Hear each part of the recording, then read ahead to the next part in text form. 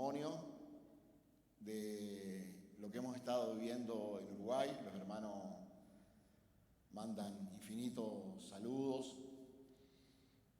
Y ha sido, un tiempo especial, como es nuestra vida como discípulos de Jesucristo. O sea, vivimos altos, vivimos bajos, vivimos de todo, así es Pero cada experiencia tiene que ayudarnos a conocer más a Dios. Y quiero hablarles acerca de oraciones audaces, porque quiero que en esta noche, al finalizar esta reunión, nos desafiemos a orar de una manera audaz.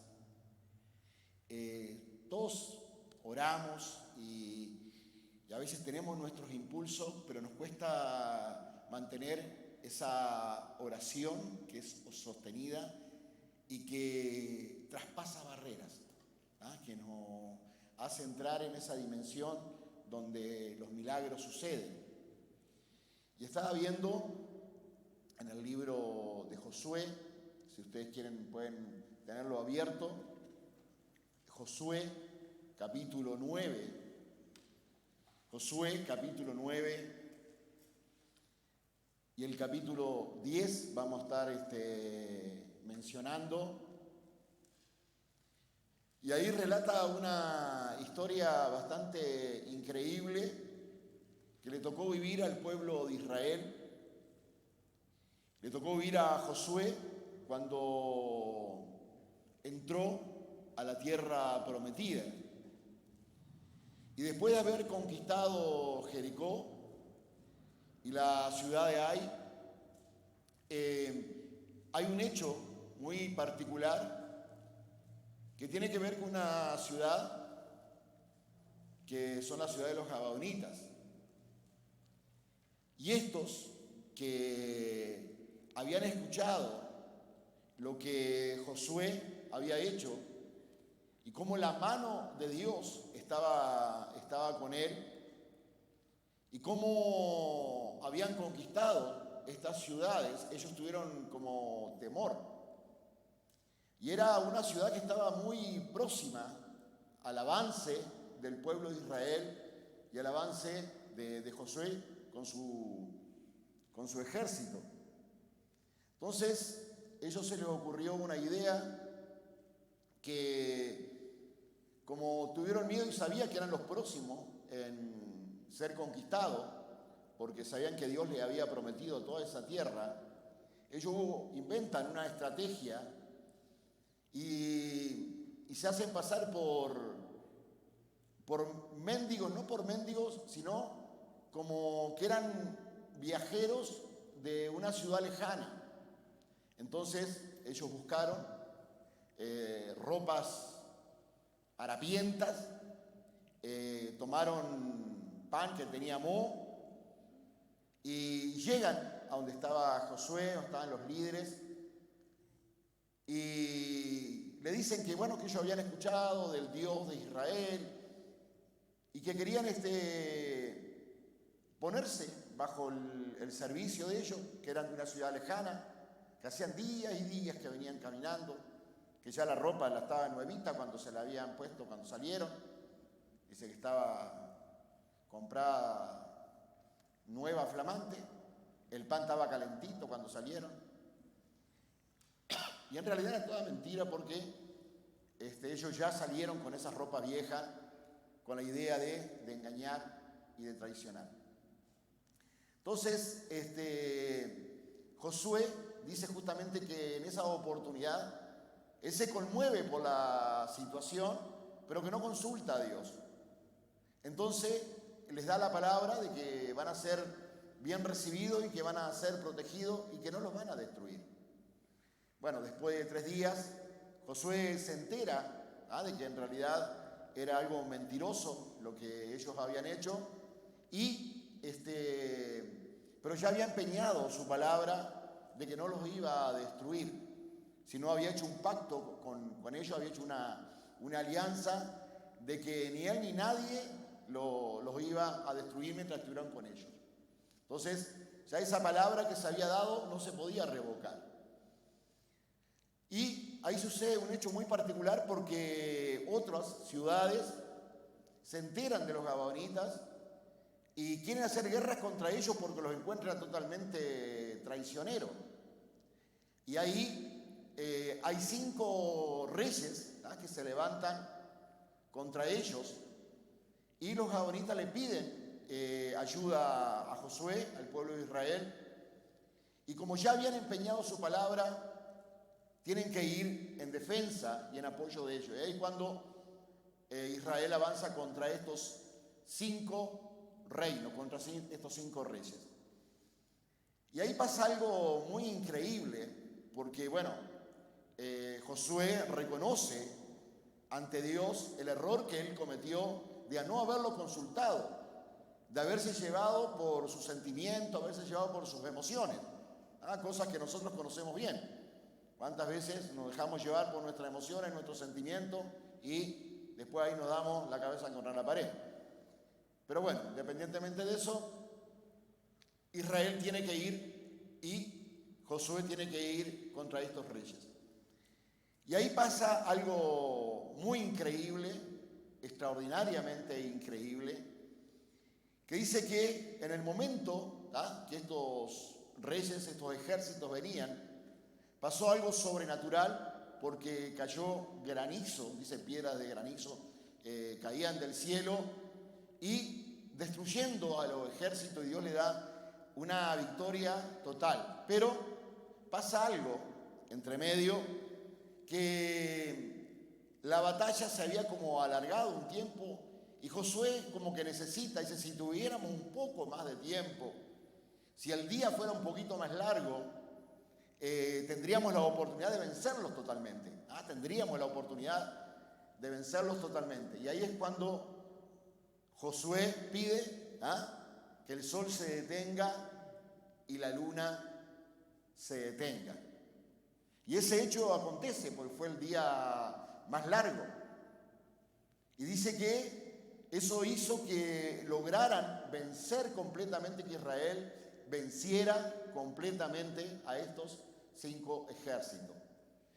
Y lo increíble de esto es que es Josué el que reclama y el que da la orden. Y dice justamente, el sol y la luna se detuvieron. Entonces,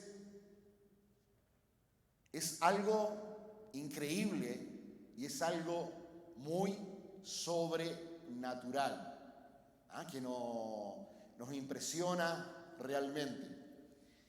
Y esto me conmovió y ahora les voy a contar un poco un testimonio de lo que hemos estado viviendo en Uruguay y donde nos tocó, y me tocó de manera personal, tener que recordar la palabra de Dios y el poder que tiene cuando nosotros oramos a nuestro Dios. Es decir, cuando reconocemos el Dios que nosotros tenemos. Y tengo acá una oración que hizo el Martín Lutero cuando justamente uno de sus amigos estaba enfermo. Y dice que él oró y él hace una declaración de fe que es impresionante. Dice, le supliqué al Todopoderoso con gran vigor. Dice, le ataqué con sus propias armas, citando las Escrituras, todas las promesas que podía recordar. Y le dije que las oraciones debían ser concedidas. Y le dije que tenía que contestar mi oración. Si de ahí en adelante quería que pusiera mi fe en sus promesas. Martín Lutero se atrevió a decirle, si querés que siga confiando en tus promesas, tienes que responderme esta oración. Y eso es una oración audaz, porque a veces nuestras oraciones son como tímidas en un sentido. Y dice que en otra ocasión su buen amigo, Friedrich Muconich, dice, estaba enfermo. Lutero le escribió: te ordeno en el nombre de Dios que vivas, pues todavía te necesito. Te necesito en la obra de reformar la iglesia. El Señor nunca me permitirá escuchar que has muerto, sino que permitirá que tú me sobrevivas. Esta es mi oración, esta es mi voluntad. Así que se ha hecho, porque todo lo que yo busco es solamente glorificar a Dios. Impresionante. Él le dice, no te voy a ver morir, vos me vas a ver morir a mí, pero yo no te voy a ver morir. Entonces, la audacia y el coraje en nuestras oraciones tiene que ser totalmente revolucionario. Y tenemos que aprender a hacer esas oraciones audaces para que vivamos el mundo de los milagros y de lo sobrenatural. Se cuenta también una historia donde Juan Wesley dice que iba viajando en un barco y que había una gran tormenta. Dice que el capitán baja a donde estaba Juan Wesley para pedirle que orara. Dice, lo encuentra leyendo un libro y dice que Juan Wesley va a la parte de arriba, dice, y ora. Y dice, Señor Dios Todopoderoso, que tienes el control y dominio sobre todo, y de todas las cosas sirven al propósito de tu voluntad. Tú tienes a los vientos en tus puños, te sientas sobre los torrentes de las aguas y reinas para siempre y sobre todo. Ordénale a estos vientos y a estas olas que te obedezcan y llévalos de forma rápida y seguros hasta el puerto donde debemos ir. Y cuenta el capitán del barco, dice que Juan Wesley bajó, siguió leyendo su libro y en ningún momento, dice, volvió a preguntar qué había pasado con el temporal. Dice, él tenía la certeza de que el temporal y que esos vientos se habían detenido. Esas son las oraciones audaces y que le creen a Dios sin dudar absolutamente nada. Bueno, les cuento una experiencia que tiene una gran enseñanza y ha sido un sacudimiento para nuestras vidas. Algunos hermanos saben que el año pasado una de nuestras queridas hermanas se le diagnosticó cáncer, a la hermana Rosarito, que ella está con nosotros hace más de 30 años, llegó con 15 años y ha servido de manera increíble siempre, de manera sostenida, dirigiendo la alabanza, estando a cargo de la música, y le diagnosticaron con un cáncer en todo el sistema linfático, lo cual está totalmente afectada. Y eso nos sacudió como cualquier situación y como cualquier familia, sobre todo una hermana tan querida. Y el tema es que la situación se complicó. Ella había empezado con un sistema de quimioterapias, las cuales no pudieron ser consecuentes por distintas situaciones y se le diagnosticó el COVID.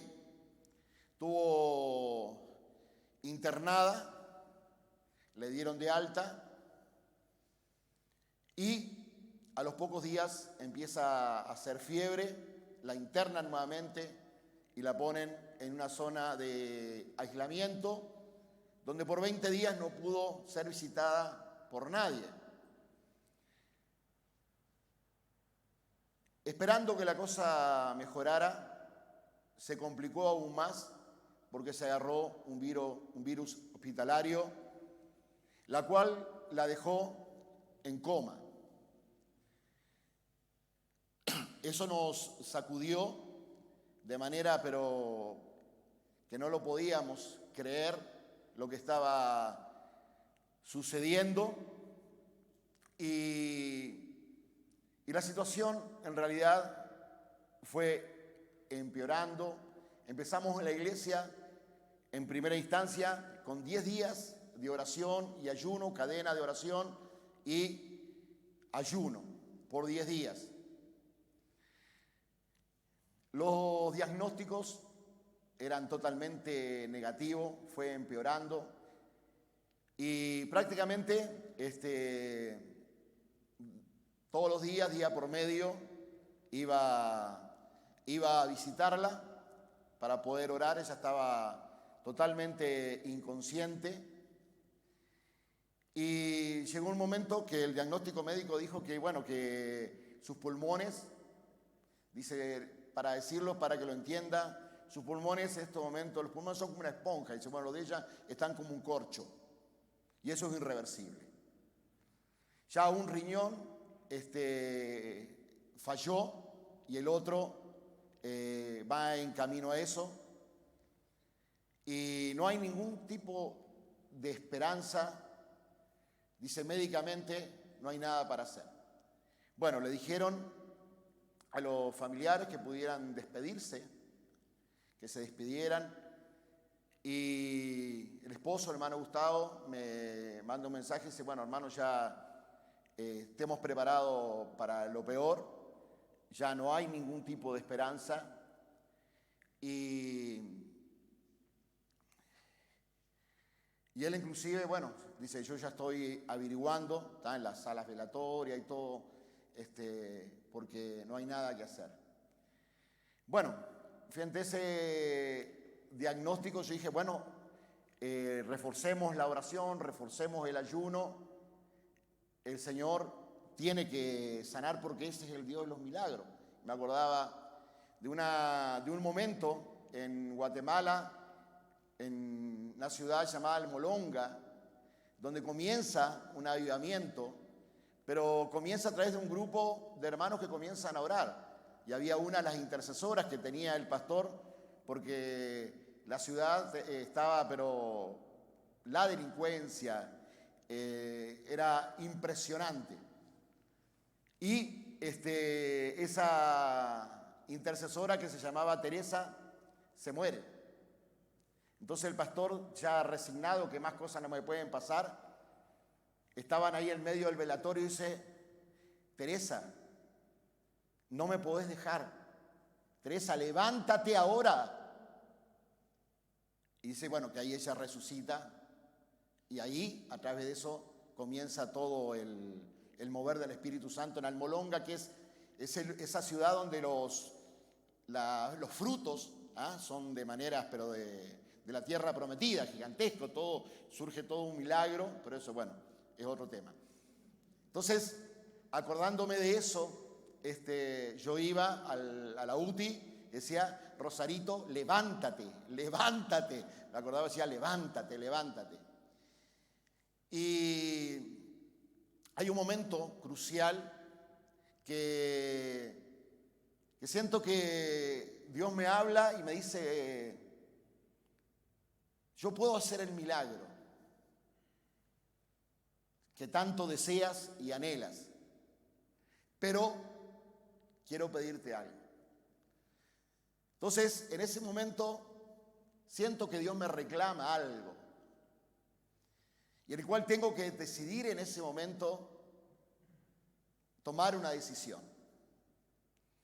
Porque me di cuenta que a veces uno se acostumbra a ciertas comodidades y trata de ubicarse y estar en una zona de cierto confort. Y el Señor me decía que me llamaba a hacer una renuncia a determinada cosa a la cual era difícil para mí renunciar. Y en ese momento digo, Señor, bueno, hago un pacto contigo y tomo la decisión, algo que no era fácil. El tema es que después de eso, la situación se complicó un poco más porque Ella pertenecía a un sanatorio que tenía 60 años de historia, pero había habido un mal manejo y el sanatorio cerraba en 15 días, definitivamente.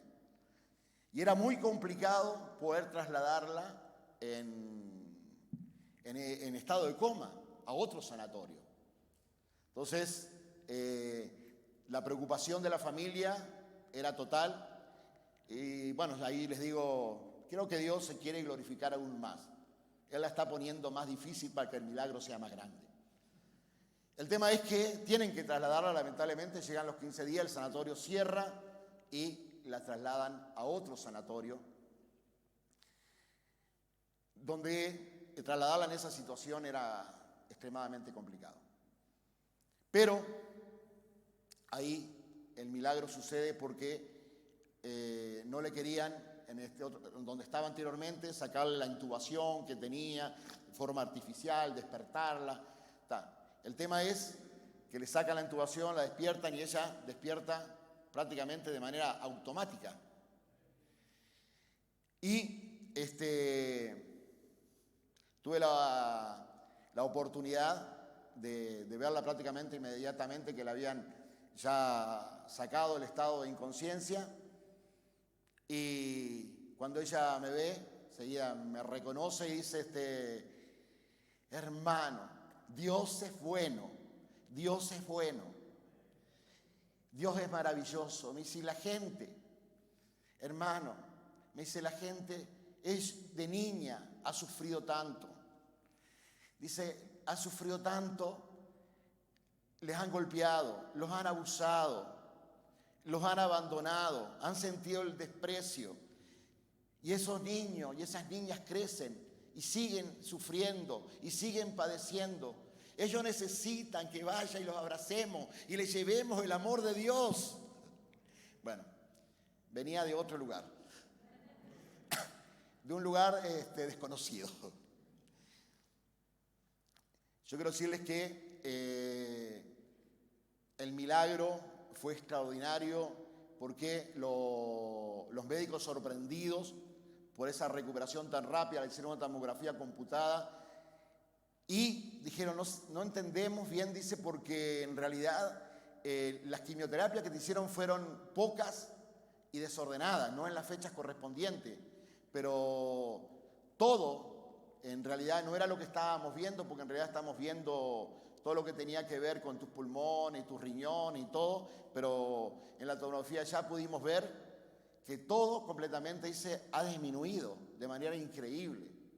Dice, y tus pulmones, me acuerdo la palabra porque justamente yo estaba con la doctora ahí cuando le dio el diagnóstico, dice, tus pulmones están preciosos, esos pulmones que eran corchos están preciosos. Bueno, yo les cuento que la hermana Rosarito, ella trabaja en la zona con el esposo de Lomas de Zamora, que eso estamos construyendo. Y bueno, ella es muy conocida porque hace años que está trabajando ahí y ella por meses dejó de ir y todos ahí, bueno, se enteraron del milagro, ¿tá? De lo que había sucedido, porque estaban también los hermanos ahí orando. Pero en este momento, bueno, este domingo, ella ya participó, ya estuvo en la iglesia por primera vez. Para nosotros fue una algarabía, una fiesta, porque fue realmente algo sobrenatural. Fue algo totalmente milagroso. Pero esto no queda acá, porque había otra hermana que su mamá le habían salido 2 nódulos también cancerígenos, malignos, y no solamente eso, sino que tienen que hacerle un tratamiento que salía algo de 3 millones de pesos. Y bueno, es como cuando uno agarra viento en la camiseta, ¿tá? Dice, si lo hizo con la hermana Rosarito, oro por mi madre. Le hacen nuevos exámenes, desaparecieron completamente. Desaparecieron, dice, el Señor no solamente, dice, la sanó, sino me ahorré los 3 millones de pesos. ¿Tá? Decía, hasta en la finanza Dios está pensando. Y esto que les cuento, se lo cuento delante de Dios, ahí en Lomas de Zamora, sabiendo, ¿sabes?, lo que había sucedido con la hermana Rosarito, yo les he contado en alguna oportunidad que hay un brujo ahí muy importante y el cuñado del brujo, o sea, el casado con la hermana del brujo, estaba en estado gravísimo, gravísimo, sin ningún tipo de esperanza de recuperación. El tema es que la hermana, o sea, la esposa de él, va a la iglesia ahí en Lomas de Zamora y estaba la hermana que trabaja con los niños. Y le dice, me enteré de lo que pasó con Rosario. Dice, quiero que ores por mi esposo. Él también está en la misma situación. Él está desahuciado. Entonces la hermana decía, y yo a cargo de los niños, dice, yo que voy a orando y medio por la hermana del brujo.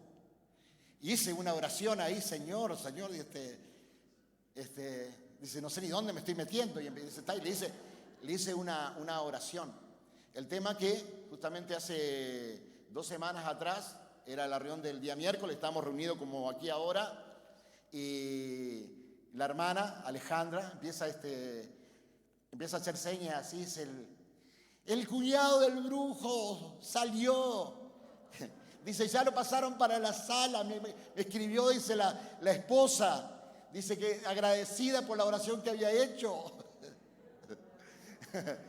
Dios es todopoderoso. Dios es todopoderoso. Dios es todopoderoso.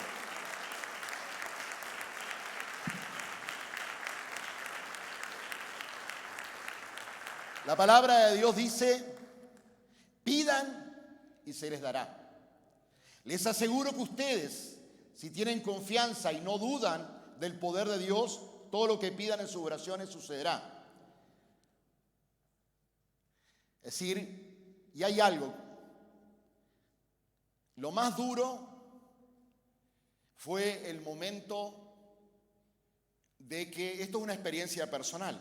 Yo sé que la gracia de Dios es la que lo hace todo y que somos salvos por gracia, pero hay un precio que pagar. En ese momento, en la UTI, tuve una conversación con Dios dura, para mí dura, porque me llamaba a renunciar a algo que yo no quería renunciar. Y Dios me decía, yo puedo hacer el milagro, pero este milagro tiene un precio de tu consagración y de tu dedicación a mí. Nosotros somos salvos por la gracia de Dios. Pero si nosotros queremos ver milagros en nuestra vida y milagros que corran para nuestros líderes, para las personas que están a nuestro cargo, para nuestra familia, hay un precio que tenemos que pagar. Hay renuncias que tenemos que hacer. Y esto es muy sencillo. Es preguntarle al Señor. Yo quiero ver tu gloria sobre mi vida, quiero ver tu gloria sobre mis grupos, quiero ver tu gloria sobre mi familia, quiero ver todas esas promesas, Señor, que tú has prometido. ¿Qué quieres de mí? ¿Qué demandas de mi vida? Yo veía cómo otros, a través de este milagro, chorreó, y otros tomaron la bendición, y aún esta hermana que trabajaba con los niños, la cual decía, yo hice una oración ahí. Dios los bendice a todos cuando los líderes pagan el precio que hay que pagar. Para mí no fue fácil, y no lo está haciendo fácil. Pero sé que si quiero ver la manifestación del reino de Dios con señales, milagros y maravillas, hay un precio que tengo que pagar. A nosotros nos costó también ayunar durante 10 días y después seguir con otro ayuno y seguir. Pero si queremos ver la manifestación del poder de Dios, hay un precio que pagar. Bien, tenemos que orar. tenemos que orar.